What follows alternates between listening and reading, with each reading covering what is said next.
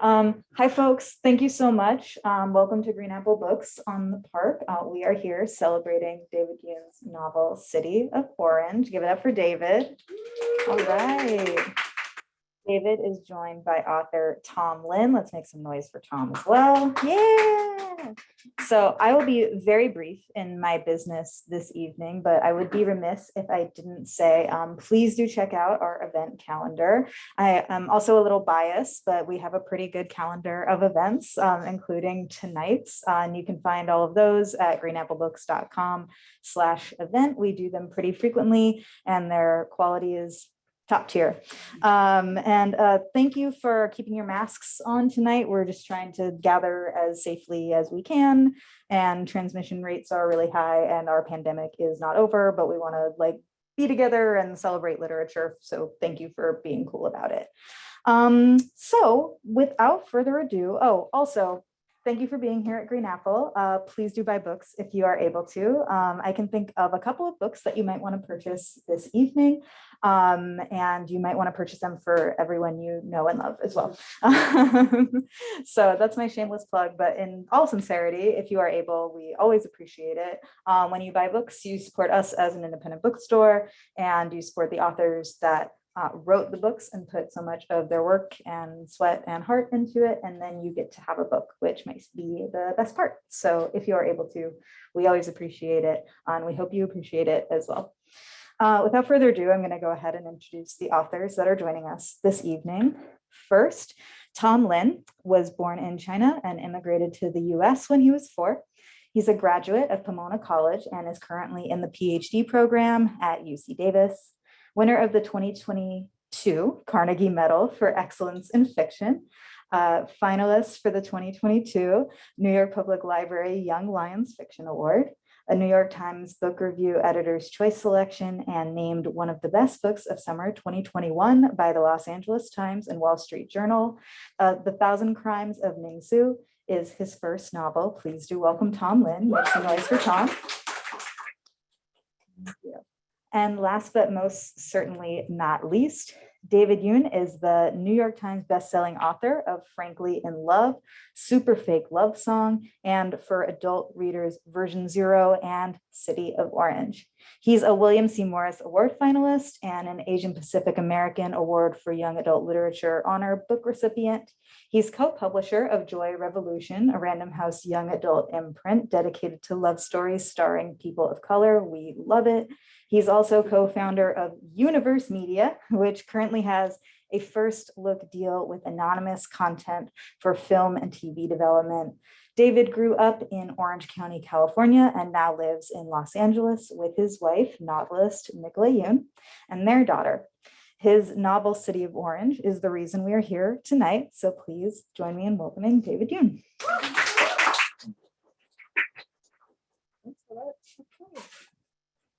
Hi, everyone. All 4 of you, I love it. This is like an intimate crowd. So I'm just. Oh, I think we have one more coming. Yes. That's a 25% increase. Very good. Took me a while. That's all I got for you. So we can just like get in real close and just talk, have a discussion. I think that'd be really nice. Yeah. Yeah, absolutely. Yeah. Doesn't have to be like an oratory. Yeah, or like a lecture, some kind of double lecture. or like a Jonathan Lethem workshop. I'm sorry for that gigantic noise. So, first of all, David, thank you for being here. I read your book, inhaled it pretty much in one day. And I read it on the couch, and normally when I read on the couch, I actually fall asleep. And so your book held me awake in place on the couch the whole time that I was reading it. It was very good. And it's about the end of the world. It is, yeah. Where does the idea for the end of the world? Where did that idea come from? Because I know you kind of came up with the idea for NaNoWriMo a while ago, and so how does an idea like that kind of get stuck in your head? And did you find yourself kind of coming back to it, or did you put it aside? What was the process like? Well, you should know this is my first novel. So I started it before Frankly in Love. I started before all the other books, and I was terrified of writing novels. And so, but I had this idea kicking around in my head because when you think about apocalypse, it's like it's a fantasy really of agency. You know, your job sucks and taxes suck and homework sucks. But when the world ends, all that goes away. And you get to just have your awesome bag and your bug out vehicle, and your life becomes very simple and clear. And it's the fantasy of agency, right? And I was like, that's cool, but there's another kind of apocalypse that just plain sucks. It's just wretched. Your feet are wet all the time and you're hungry. And really, I think apocalypse is a way of distilling down what is really important to you, and kind of stripping away all the bullshit in life. And once you know what is important, then thinking about what if something happened to that. So all this came up because me and my wife had our daughter. And when you have a kid, you realize what's really, really important. Like you stop worrying about dumb stuff like that stain on your favorite pants, or like, you know, your job title. I just stopped worrying about all that stuff. And then of course the next thought is, I can't let anything bad happen to these people. But what if something bad did happen to these people? How would I react? And my joke was always like, I would live in a van by the river, you know? So that was sort of the genesis. It was more like, let's do another take on apocalypse where we really talk about what matters and what happens internally, sort of like a psychological apocalypse. Because that's all apocalypse stories are anyway, are psychological sort of what ifs. And I didn't want to write them out because I was terrified. Nikki made me do it. She was like, I'll sing prepared for a month, and then you do NaNoWriMo, which is National Write a Novel Month. And write in the morning, write at night, and reach that 55K word mark. I think it is 55. Yeah, I've never actually completed it, so props to you. It's thrilling. You should, if you can, try it, because like once you pass that word count line, your heart's just racing. It's like the nerdiest marathon, you know. I did. And then once you do that, you have something you can work on, which is hugely important. Yeah, so that's sort of where it came from. So between when you finished it in 2013 and when you returned to it in 2020, I think it kind of sat fallow for 7 years. When you came back to it, did you find that you had a different approach to it, or did you see that there were parts of it that you wanted to change? Had anything changed in the 7 years between finishing it and coming back? Not really, no. But so in those intervening years, I got published and, you know, was able to quit my job and write full time. But I actually showed the first draft to an editor, and she was like, it's too short. And then I showed it to another editor, and she was like, you know, Station 11 just came out. And I'm like, so mine sucks compared to Station 11. And then another one was like, wouldn't it be awesome if there were like a bunch of meth heads and a chase scene? And I was like, you want to make Breaking Bad, that's what you want to make. So I was getting all this advice left and right. And I just kind of didn't do anything because I was too scared and insecure to finish it. So it just kind of sat there. It was only until I got published and got some confidence and also had some contacts that I realized it wasn't the book's fault. It was really that the book hadn't found an audience yet. And when my agent, Jody Reamer, read the book, she was like, this has so much potential. And then she sent it to Mark Devani at Putnam. And he was like, started giving me this amazing feedback. Really obvious feedback. Like, he's like, something needs to blow up. Yeah. Like, shit needs to blow up. So I made some shit blow up. And I was like, oh my God, it's so much better. And the scene at the end, we talked about that. It didn't end that way. And it's such for version 0, which is the internet thriller, and it has a big bad guy. And my editor's like, it needs to have a mono at the end where he defeats the bad guy. And I'm like, oh, like it's so obvious, but I didn't put it in. And once I put it in, it was 1,000 times better. So it's the same kind of relationship. Yeah, and 7 years later, here we are. I mean, that's amazing to kind of be able to come back to something after such a long time and still be able to kind of bring it into the mature story that it always could have been. Yeah. Do we want to do spoilers? Because I don't know. we all no spoilers. All right, okay. so we're going to be very kind of circumspect at the end, which is very cool. That you should get to. I mean, all this is really to say, like anything you write or make or create, I mean, don't worry so much about it because it'll all come back to you in some form. No matter what, I always hear that kind of the phrase that you should kill your darlings, and I've always been like, not my darlings. So my confession is that I don't actually kill them. I put them in a file, like literally like a .txt, and I just search it whenever I hit a wall. I do the same thing. Maybe I have good stuff. I do the same thing. Yeah. And Nikki does the same thing too.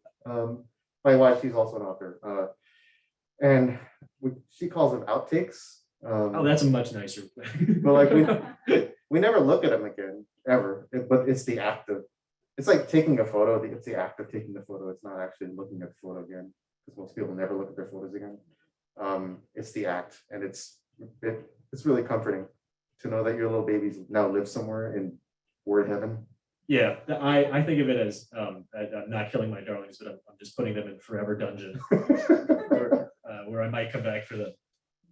So I think kind of that's a nice bridge into this kind of process question, which I think is obligatory for writers to ask each other. But how do you write? So you had this kind of manic burst of NaNoWriMo, but I mean, ordinarily, or did you find that you kind of had that energy still when you came back to it and finished the ending, or were you working more at a measured pace? Like, what was the act of creation? I'll go first, and then I want to hear yours. Okay.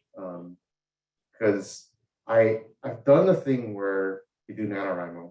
That's pretty awesome. But NaNoWriMo books, you can tell when you're reading a NaNoWriMo book. They kind of lack layers. It's like 2 layers, and that's it. And then I've tried a process where I wrote super detailed outline, like a beat sheet, down to like a half page action. Oh my god. And it sucked because like I had no perspective. I was like this the whole time. And so there's something called that E.L. Doctorow called was like taking a road trip at night or something, where it's like you know what cities you're gonna hit, but you just don't know how you're gonna get there, and you can only see as far as your headlights. So I started doing that, like outlining pretty loosely, but I need to know how things end, and then that gives me the spontaneity, room for spontaneity, to get crazy, and also definitely wake up, especially in the early drafts, wake up at like 4 a.m, just a couple nights a week. Don't do it. That's unbelievable. You cannot do it too much. But what happens is your inner editor is asleep. And so you end up writing all kinds of crazy stuff that in the afternoon you look at it and you cannot believe that you wrote that, because you're not judging yourself. So that's pretty key too, actually. I think at 4 a.m. the problem is my inner editor and writer are both asleep, and I'm just running on fumes. But I do understand, because I'll believe it or not, I'll come at 4 a.m., which I think is probably the witching hour for writers. I'll come at it from the other end, and my inner editor has gone to sleep. But I think it has to do with a kind of early morning, half debilitated state of writing.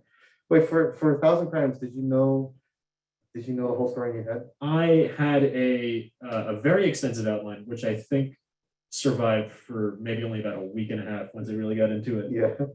Because there were things, I had the outline where I was like, well, this thing happens and it's very cool. And I would get there and I'd be like, well, this only lasts me like, a half a page. Like I'm gonna need more. Like I can't do this early. And it was also good.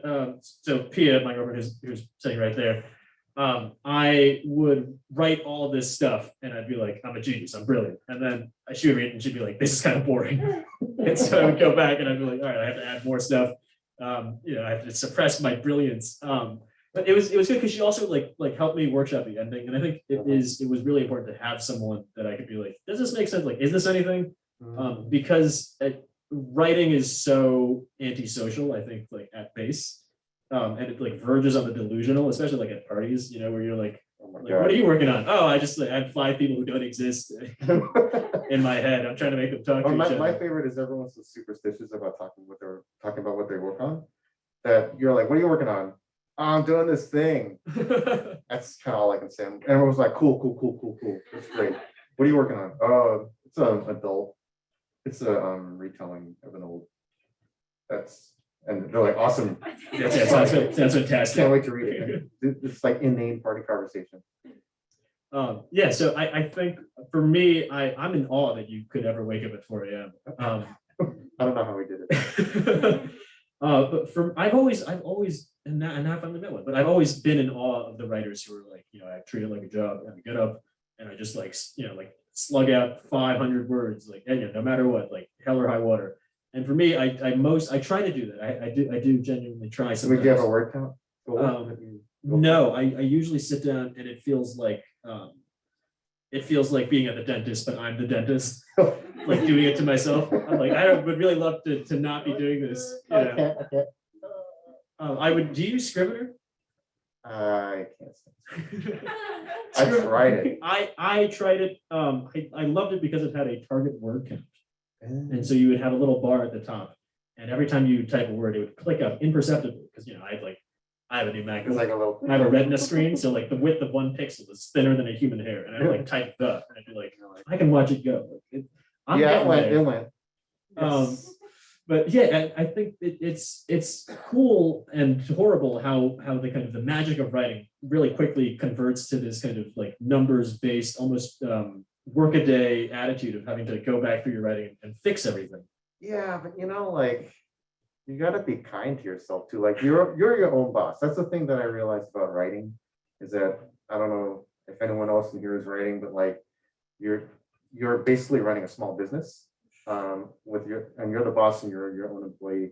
It's like, do you want to be the cool boss or you want to be like the jerk boss who is just like demands quotas and like milestones? And I want to be the cool boss, so I try to be the cool boss. That's why I used to be a UX guy, so Scrivener is just too much UX for me. I use Pages. Oh yeah, that is pretty. It's like super minimal. I love it, and it's free. But if I start off and I'm feeling kind of groggy and I start writing at 9, I know I have till about 2 or 3 until my creative mojo is depleted. And if I start off with not very much creative mojo because I didn't get enough sleep or something, then I'm like, okay, let's have low expectations for today. But I mean, on average, my average is like maybe 1,200 words. Oh my god, every day. That's incredible. It's on a really good day. But let me tell you, she wrote Nightingale, middle grade. Everyone loves her. Nina, help me out. She wrote the Squirrel book. Flora and Ulysses. Oh yeah. Katie Camilla. She's amazing and very tiny but powerful. And her policy is 2 pages, 2 middle grade pages a day, and then she's done. Which is like cool boss. She gets it done. That is cool. That is cool. Yeah, and that way she knows that it's more finite. You know what I mean? It's kind of like Pomodoro, that technique where you write for 20 minutes and you have a 5-minute break at the end of it each time. So if you structure your time that way, then I feel like it's easier to build a habit out of it, as opposed to sitting down and being like, okay, today's going to be really special, because then you're setting yourself up for disaster. I can confirm that. That is the case. I think I lack whatever neuroanatomical portion of the brain is able to like feel what 5 minutes should feel like. Because every time I do Pomodoro, it like very quickly kind of breaks down into either I'm working for a long time or I'm just on a 5-minute break that continues hitting repeat. It's a 20-minute, 5-minute break. Yeah, 25-minute breaks. That's how I do it. I think another question that I have for you, especially about the writing thing, is like you made this pivot from young adult to adult, but because this is your first novel, you really have been kind of switching back and forth because you started with the adult mode and you went to now you're switching back. Do you how do those two modes, like, do you feel that they're distinct? Do you feel that they kind of are in contrast, or do they help each other? I think they're pretty distinct, actually. Well, to be fair, like when I was in writing school at Emerson College in Boston, which is where I met Nikki, all my stories revolved around what we now would call middle grade kids in trouble. And I was like, what's that? Just working stuff out from my childhood, I guess. And then I vividly remember what it was like to be in high school. So it's really not hard for me to like imagine high school. I really hate phones though. So it sucks that you got to weave in social media. Because it kills everything. But young adult really, there's so many educators and librarians involved in young adult that you need to have teachable books.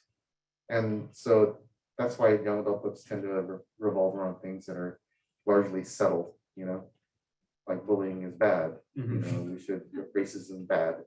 And they always come from a place of hope, because YA books deal with a lot of dark stuff too. we're really good friends with Subba Tahir. She wrote the Ashes, Ember in the Ashes, which is a fantasy series, and it's super dark. She was a correspondent for the Washington Post, so she was writing from all the nasty stuff she saw in the news. Oh, wow. You can do that in fantasy, and you can do that in YA, but she always ends on a place of hope. In adults, it's more about writing about stuff that's not settled, still really uncertain, and not necessarily from a place of hope. You can write from a place of deep cynicism and anger, because sometimes it's not like, here's a problem, here's a solution. That's more like YA, really. In adult, it's more like, here's the problem, here's the problem, here's the problem, here's the problem. This problem's important. Don't take your eyes away from this problem. It's just circling the problem No, again God. and again. Even if there's no answer to it, because a lot of version 0 is about the internet. Very unsettled, good or bad, nobody knows. And City of Orange is about, it's about how do you go on after loss? How do you go on when your entire world has become unrecognizable? And that is also it's not settled, and there's no one straight answer to it. So I think that's the difference. But I really remember a lot about, like, all there's a picture book in me too, for kids. That's cool. I think we would all love to see that when you do produce the pictures. Will you I'll get around to illustrating it. as well? I'll get around. I think it's interesting that you mentioned kind of this problem of social media and phones, because that Yeah. does feature, and let's say obliquely, no spoilers, it does feature in this book, this kind of the problem of social media. Mhm. And I think it kind of took me by surprise, like the way that like meme culture kind of figured into it. Like, where do you see that as kind of having a role, like in this end of the world, like that after the apocalypse? Like, are we still going to be like making jokes and making memes on social media, or is that kind of like a very we're close to the end kind of activity to be doing? Did you watch Don't Look Up? I watched most of it. You don't watch the end? I unfortunately fell asleep. No, it's so good. Although I watched it again and I fell asleep. It has a soporific effect. Yeah. I see social media as like this desire for oblivion. Like, humans have this constant desire for oblivion. They want to obliterate where they are. Like, my life sucks, everything's complicated, I feel overwhelmed, so I just want to get blind drunk. I want to do heroin. I want to goggle into VR. I want to watch TV all night and pretend I'm not here. And I think social media is another version of that. It's not only curating and lying to the world that my life kicks ass, but then also flagellating yourself and saying my life is crap. And I don't care how successful or well-adjusted or happy you are. If you look at social media long enough, you'll start to think your life is crap, because it's explicitly designed to do that. I know, because I worked in tech for 13 years and we made stuff like that. And then, like, I worked at an ad tech company, advertising technology, and everyone to a person had ad blockers installed. Oh wow. So I'm like, we're like the non-smoker who's working at Philip Morris. Isn't that funny? Maybe I should quit. Yeah, so that's what I mean when, like, social media, it takes the soul out of stories, because you know too much. There's too much at your fingertips. You can communicate anytime. There's no tension, and it all boils down to numbers, which I find so depressing. She has so many followers, and I didn't get enough likes, and so it's just baseball stats in the end, and it's not what matters. It's also difficult to work into a story because you want them to be like, like your character checks Facebook and then puts their phone away, which never happens. Because if you wanted to do it where it felt realistic, they'd look up and it'd be nighttime and they have to do the next thing. Fun story. Or, like, you'll write about TikTok and TikTok will go away by the time the book is published. And it'll be dated. Yeah. Yeah. And oh, it's just so old. It's like 2 years old. It's technology. I've been thinking about this thing that you just said about kind of apocalypse and the desire for oblivion. And one thing that I thought was pretty funny was that, like, you have it set in this kind of post-apocalyptic Los Angeles where you live. Yeah. And when the main character wakes up in the Los Angeles River, like, and he's like, this is the end of the world. I think for me it was really funny because that's what it looks like full time. Exactly. And so like what was that like kind of walking around your city and trying to convince yourself that this was a city that, had the markers of an apocalypse rather than, the place that you live? I mean, I've always thought that about Southern California. Since I was a kid, like I would walk to school because it was the 80s and you could do that. And I passed by a can of something, maybe it was Tab, remember Tab? And it was just sitting there. And then I'd pass it every day. And the tab, the ink would get paler and paler.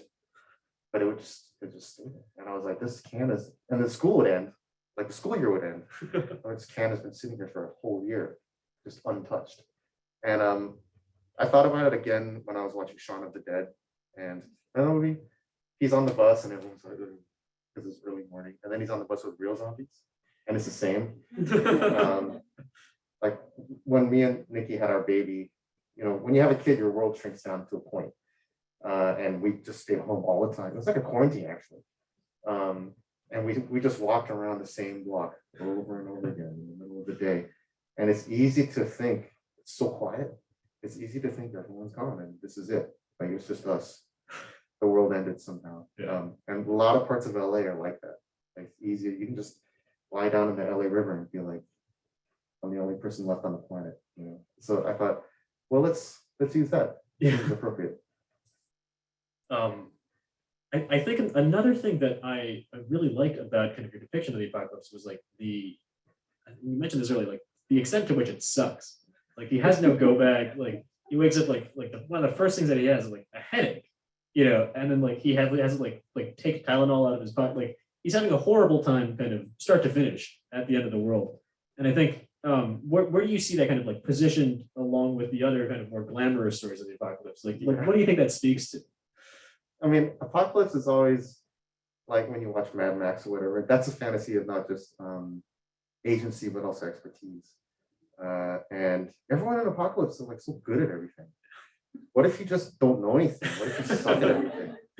And that, I think, if I'm being super honest, came from my insecurity about being Korean American, really, where there's this expectation for me to be an expert on all things Korean. And at one point, I just was like, I don't know. I don't know what we're eating. I don't know what this is. I don't know what that sign says. I don't know. And it felt awesome to just say, I don't know. I absolved myself of that burden. Of the burden to know. And so I was like, so what if you had a guy who, one of the last people on the planet who just doesn't know how to do anything? And has to be kind of okay with that, and it's also it's inherently funny. And I think everything is funny. And I think all books should be funny. And so that was an opportunity to just put a bunch of humor in there. Because the first draft of this thing was not funny. It was at all. Ain't a damn thing. Oh, man. It was super serious. Oh. And so my editor was like, you're a funny guy. Why don't you make it funny? And I was like, you're right again. Editors are always right, and that's why we hate them. I think it's really interesting, and I'm glad you brought it up too. Like the way that race persists after the end of the world. That there can be such a thing as an apocalypse that wipes away all humans and all traces of society. And at the end of the day, you have this guy in the Los Angeles River, and he's thinking to himself, "I think I'm Asian." Yeah. I think there's a concept called Asian, and I think that's what I am. I'm still waiting for my blue emojis. Like I can't believe that we can make emojis any color, and all we did was replicate the colors that we are. Well, like why can't I have a pink hand that's one like this, or like a plaid, whatever. Oh, plaid would be good. Yeah, sure, Burberry. I don't know, and it's gonna happen again in the metaverse. I guarantee it. People are gonna go in the metaverse. They're just gonna recreate racism, because that's sort of the mental trap that we're in. And so I wanted to keep that too, for sure. Because it's not like the clean slate wipes away everything. It just wipes away responsibility. That's deep. That's really profound. I don't want to do it. I don't want to pay my taxes. Let's make the world end. But it only kind of gets rid of taxes. Yeah. It comes with a whole host of other problems. That's awesome. I think, well, because you mentioned that YA books like to end on a note of hope, and I think we should I'll see if we can get to a note of hope as well for this before we turn into audience questions. Without bringing spoilers into it, the ending of the book is kind of a way of rediscovering what it means to live after the end of the world. And I think, there's this way of thinking where apocalypse books are never about the thing that ended the world. They're always about the afterward and the persistence. And I was hoping you could speak a little bit about those things, especially the persistence of emotion and the way that emotions and memory can shape a life that begins after the end of everything else. Right. Yeah. I mean, because apocalypse is kind of a silly concept anyway. The world just doesn't end like that, unless you lived on the slopes of Mount Vesuvius, and then you're just truly screwed. But mostly it's a slow decline. So what's this desire for apocalypse? Why do we keep being drawn to this as a literary device? And I really think it's a way of introducing drama, like a major event. Whenever there's a major event in your life, you have to reevaluate where you stand, who you think you are, and what's at stake in your life. And if you think about it that way, when you get married, when you break up with someone, when you get a job, when you lose a job, when you lose a friend, when you lose a parent, those are all kind of apocalypses in their own way, because it's a major shift in your social context. Suddenly, you're not who you once were just a second ago. And I think that's what apocalypse is trying to get at, just in a really epic, kind of cool way, because it's awesome to see the world all jacked up. But that's kind of why I called it City of Orange. City of Orange came from middle school writing exercise. We used to do these writing exercises where it's like, what if you were a cat? What would you do? Who would you take with you? Why would it be fun? Conclusion. What if you could fly? Blah blah blah. And one of them was, what if everything turned orange? What would you do? Who would you take with you? And why would it be fun? And I was like, it wouldn't be fun at all. Everything orange, you couldn't tell where anything began and ended. The sky would be orange. Like, it would be a nightmare. All context would be erased. And it's not really orange. It could be purple or white or blue. The color doesn't matter. What matters is that there's no contrast anymore. The context is completely gone. And I was like, that's a pretty good metaphor for apocalypse. That's really what apocalypse is turning the world upside down, making it totally unrecognizable in an instant, and then seeing how you react. Now, if you're a badass with a machine gun, that's a fantasy of expertise and agency. If you're wretched, that's like what is that? It's like a fantasy of humanity. What is humanity? Let's boil it all away and see what is left in the pot.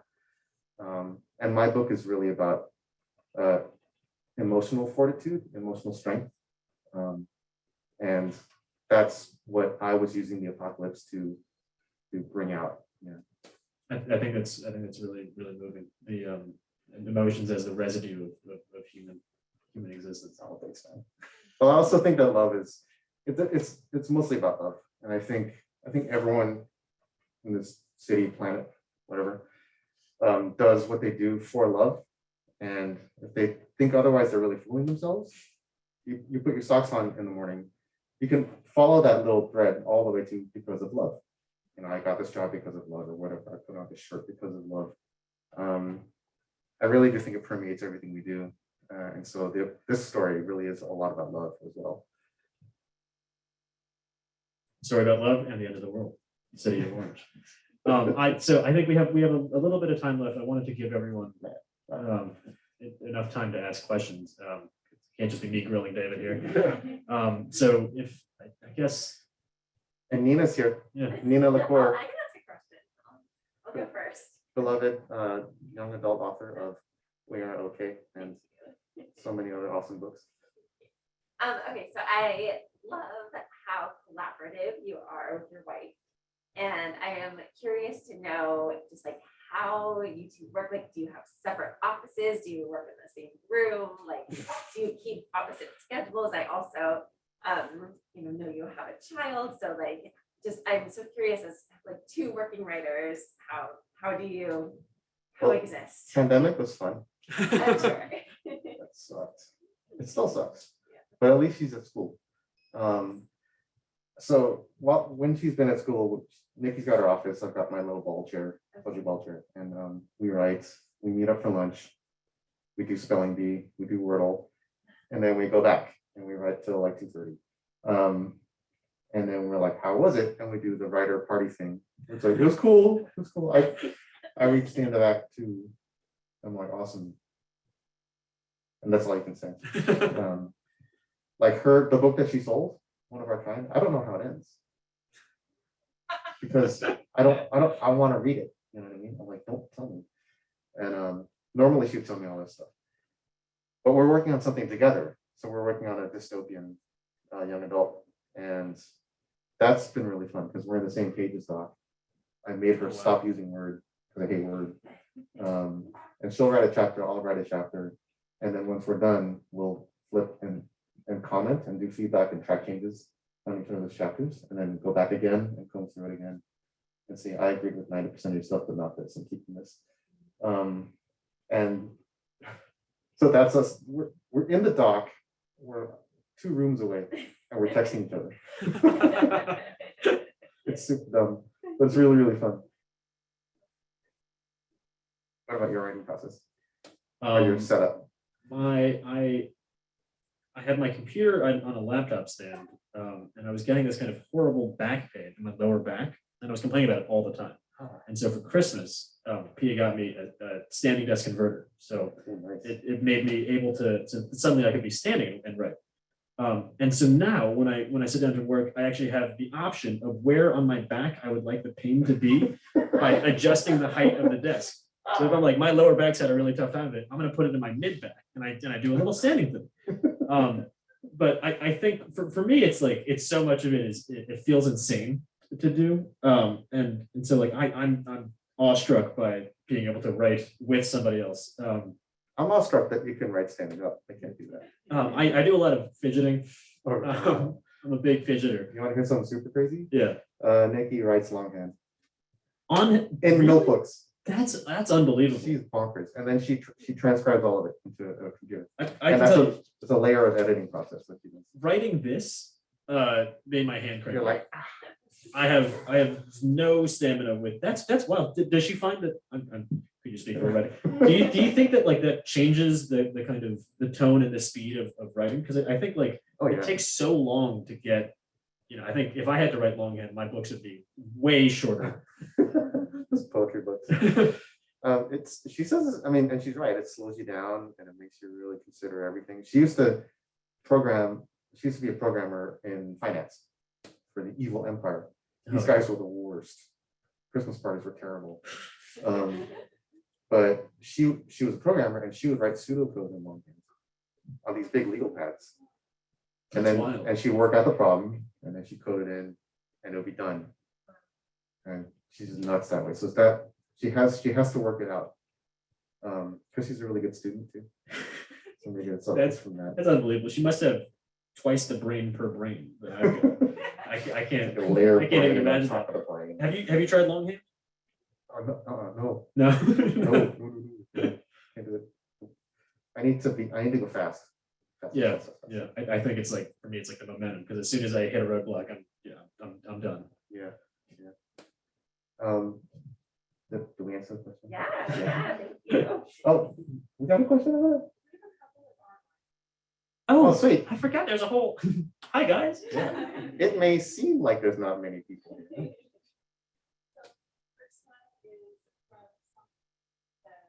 I'm obsessed with frankly, as a Korean American,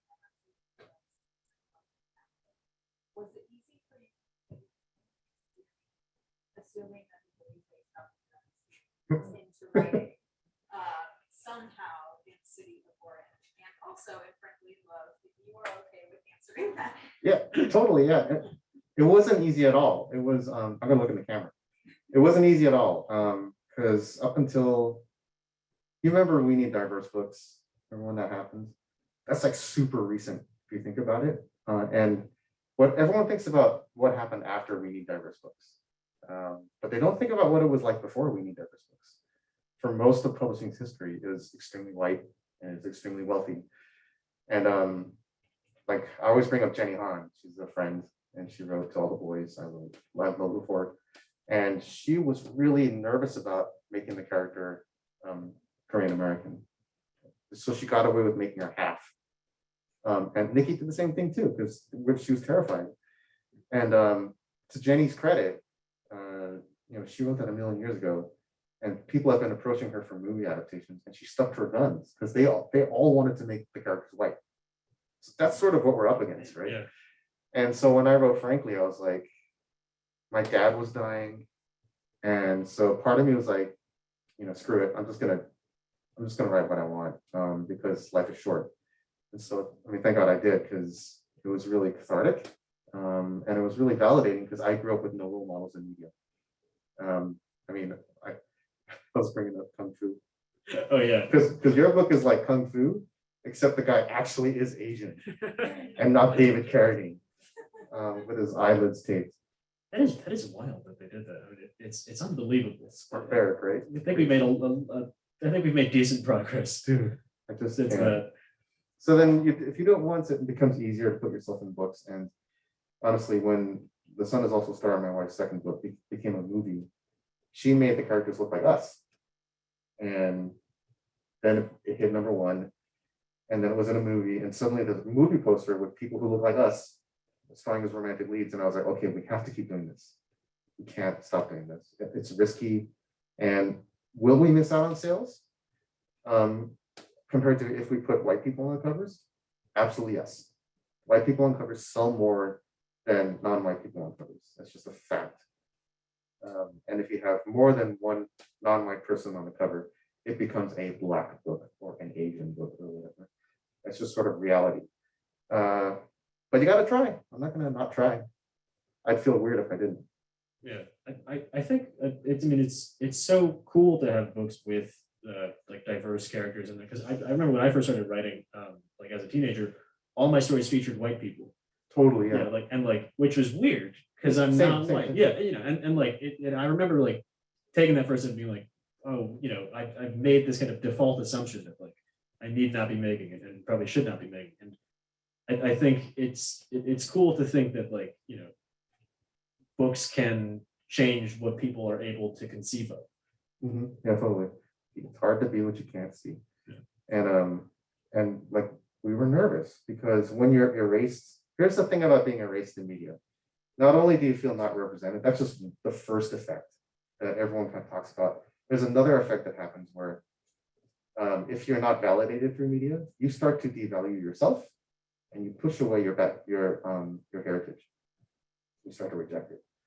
And that's the really insidious part of a lack of representation, is it makes you erase part of yourself too. So you start doing the erasing on your own without anyone's help, which is pretty messed up. And so all it takes is one person. All it takes is John Cho in Harold and Kumar to fill the bucket, and make you feel validated. That movie is still a touchstone. Oh yeah, no, for me too. Yeah. Oh, yeah. I watch it all the It's a time. lodestar. In high school. Any other questions? Everyone online, but I don't want to ignore the folks. This is from Jerry, who says, what book or books would you keep close to you during or after an apocalypse? It's one of those impossible questions.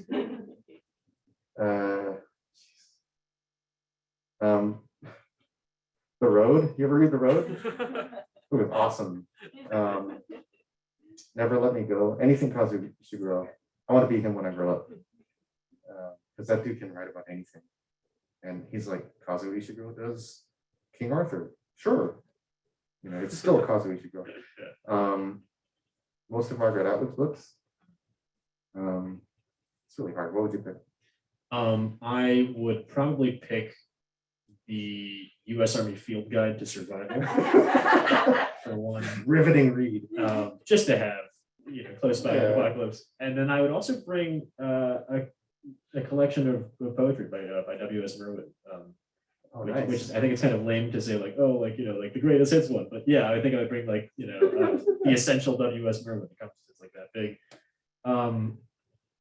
I don't know if I would bring any apocalyptic books because I'd be like, well, like I could just put this down and go live out there with with the diesel cars, Vehicles. But yeah, I think I'd bring Merlin's poetry and the survival guide. The survival guide. Yeah, I don't know. I don't even know if I want to read an apocalypse. I'd probably just lie down, just let it happen. I mean, I do that apocalypse free. I do that free of charge right now already. Got real dark. Sorry. Any other questions? No. Out of all the crowd, we don't know you. Do you have a question? Sure. Here's a spotlight. Everyone look at her. So you kind of touched on how you wrote this in 2013. How do you think you would have changed if you wrote the base in the current times? That's an excellent question. Yeah. The book is set in 2010, right after the recession, which was also kind of an apocalypse and also kind of like, I think it really stemmed from a desire to abstract the world into a malleable form, like when you call an Uber, like I just did to get here, you touch on this magical device and you get in this car that appears out of nowhere. And then you sit there and then the door opens and you're magically somewhere else. And that's it. That's abstracting the world to pure thought, and desire. And we have this tendency to do that. I think that's what capitalism skews toward, is you work in the mailroom and then you get promoted and then you manage the mailroom people and you get promoted. And pretty soon your job becomes so abstract that you have no idea what the company produces.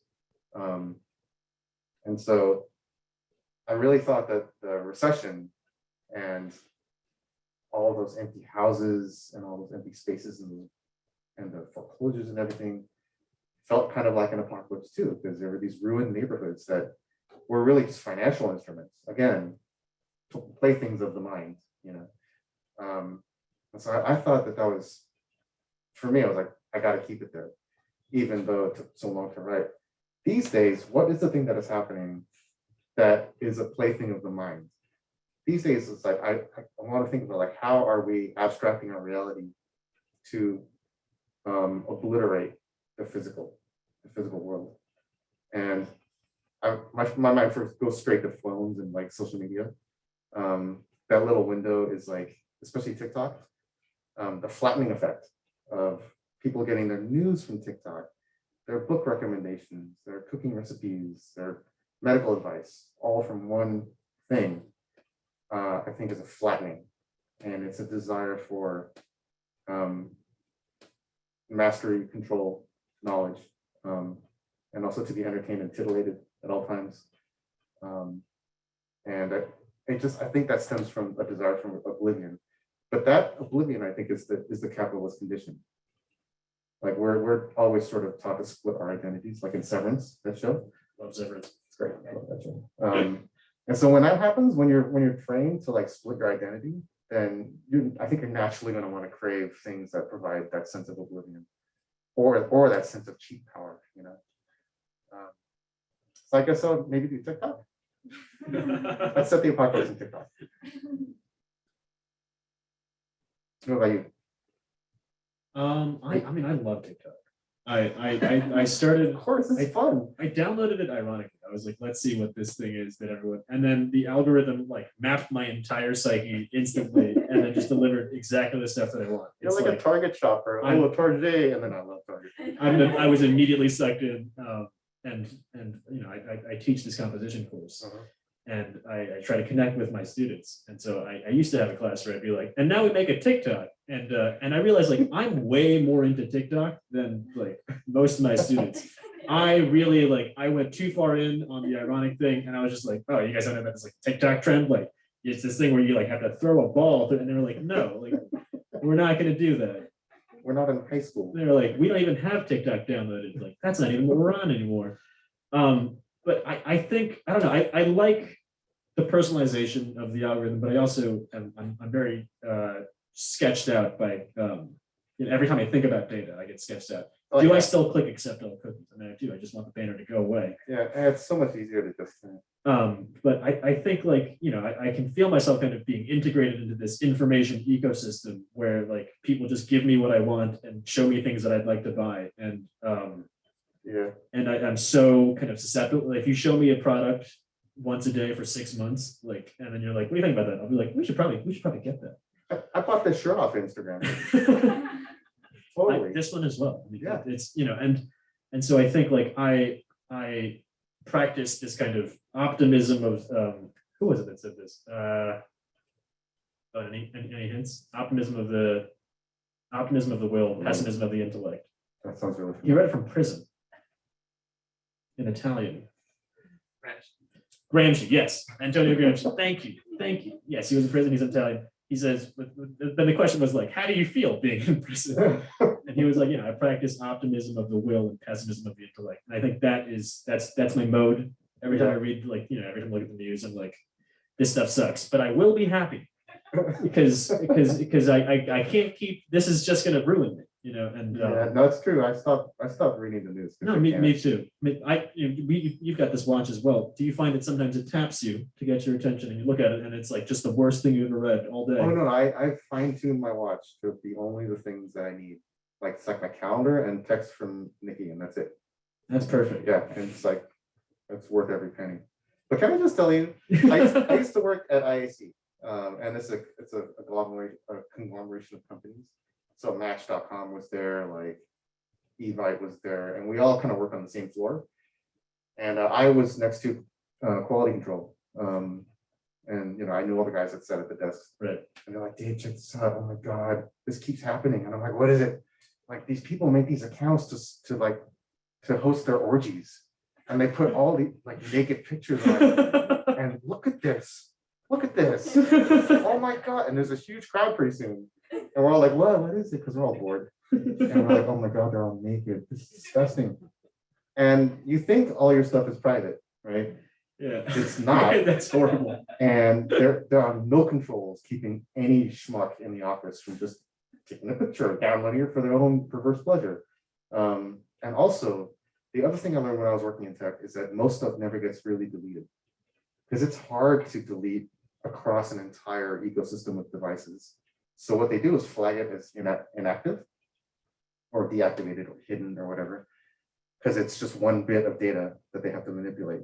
And it's much easier than performing a clean, secure wipe of everything across every device. So those videos you think vanish from your stories or from your reels or whatever, they don't. They're still somewhere out there.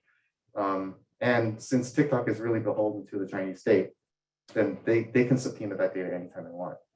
And so I explained all this in so many words to my daughter. And she was like, I want to put a video on YouTube. And I was like, okay, just be aware that all this is going to happen.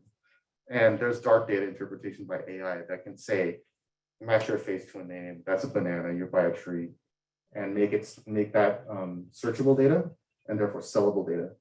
And once I saw that Evite experience was like, okay, all right, and then like the next week I got fished for my account, and you just learn so much about how the internet sausage is made. And you don't really want to know. Oh my goodness. Yeah, ignorance is bliss. Anyway, Yeah, I like yeah. TikTok too. It's fun. Ignorance is, it is bliss. We're no longer ignorant now from that story. I know. So all I do on TikTok is make really stupid videos. The stupider the better. Any final questions from anyone online or IRL? I think IRL. Remember when the term meat space was briefly like they were like, we're gonna start using meat space, and it was just the worst. It was the worst word you've ever heard. I'm glad we don't do that. Meets are like atoms versus bits. Remember that? Oh yeah. What kind of asshole comes up with atoms versus bits? Unbelievable. It's all atoms. Oh, a materialist, I see. Okay. That's enough. We'll keep going I forever. know it was like comedy routine up here. Any final no final questions or anything? I think we may be close We're a to little bit over, but close to time. Okay, well, David, thank you so much for talking to me and answering my main questions. I'm psyched to have finally met you because your book is killer. Thank you. Well, And that's, it's gonna be a series, right? Or something soon. it has been optioned, so keep an eye out for that, and send me your castings. And this is David's book, which has come out, I think, last week, and it is absolutely worth reading. Do it as fast as you can, because you won't want to slow down. All right, thanks for having me, guys. It's good to see you. Thank you, David.